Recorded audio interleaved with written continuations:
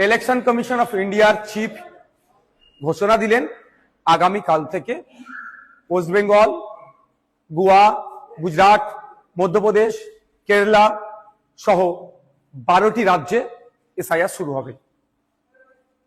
এখন তারা কোথায়? তাদের বক্তব্য শুনতে আমার ইচ্ছে করছে। যারা বলেছিল পশ্চিমবাংলা এসআইআর হতে দেব না, করতে দেব না, তাদের অবস্থান কি? আটকাতে পেরেছে? আমি ডে 1 থেকে বলে আসছিলাম, যখন এসআইআর নিয়ে চর্চা হচ্ছিল, যে এসআইআর নিয়ে আপনারা আতঙ্কিত হবেন না। আজকেও বলছি, এসআইআর নিয়ে আতঙ্কিত হবেন না। আপনাদের ডকুমেন্টস আপনারা রেডি করুন।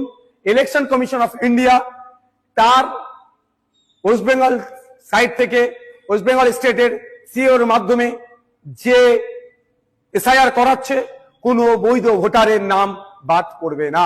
আমরা আশা করব প্রত্যেকটা নাগরিক যারা আছেন ভোটদানে, যারা 18 বছর ঊর্ধ্বে পূর্ণ স্বাধীনতা আছে সংবিধান প্রদত্ত, সেটা বহাল থাকবে।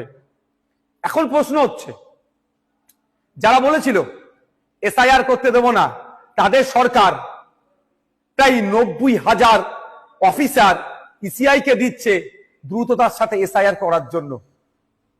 এখন অফিসারগুলো এসআইআর করতে যাবে, বুথ ধরে যাবে। আমি অনুরোধ করব আপনাদের কাছে, এটা নিয়ে কেউ উত্তেজিত হবেন না। কারণ এই অফিসার যারা যাবে, তাদের আপনারা একটা বিষয় নোট করে রাখবেন, সেটা তার নাম, তার কন্ট্যাক্ট নাম্বার, সে কোন ডিপার্টমেন্টে চাকরি করে, আর তাকে এসআইআর এর জন্য ইনক্লুড করা হয়েছে তার প্রমাণপত্র আপনারা নিয়ে রাখবেন।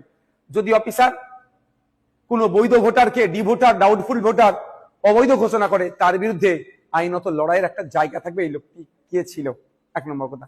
দ্বিতীয়ত, কেউ যদি আপনাদেরকে উত্তেজিত করার চেষ্টা করে, আপনারা কারো কথায় উত্তেজিত হবেন না।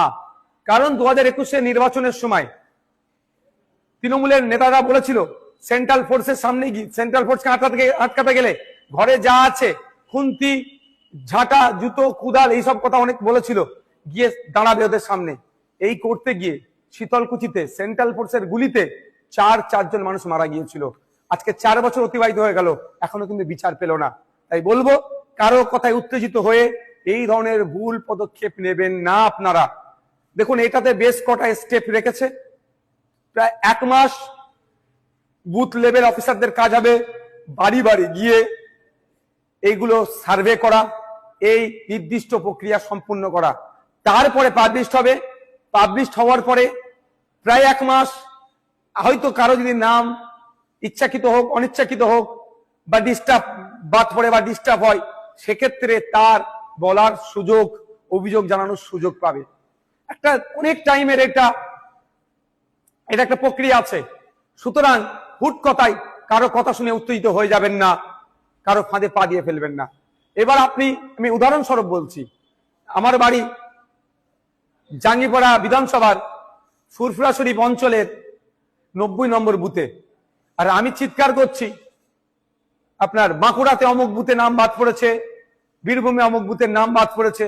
তার আগে আমার প্রথম কাজ হবে আমার বুথটাতে সকল ভোটারদের নাম ঠিক আছে কে না নাই, সেটাও তাহলে আমি একটু দেখে নেওয়া। যেটা আমি সমালোচনা করছি, এটা নিয়ে সোচ্চার হচ্ছি, আমাদের বুথের রাম কাকা, রহিম চাচা, ফতেমা মা বা সীতা মায়ের নাম ঠিকঠাক আছে কি বৈধ ভোটারগুলোর, সেইগুলো একটু আমরা দেখে নেব।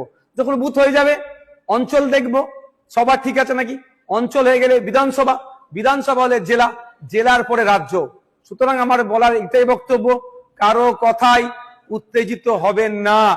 উত্তেজিত তারাই করতে চাইছে যারা রাজনৈতিক কারবারিরা।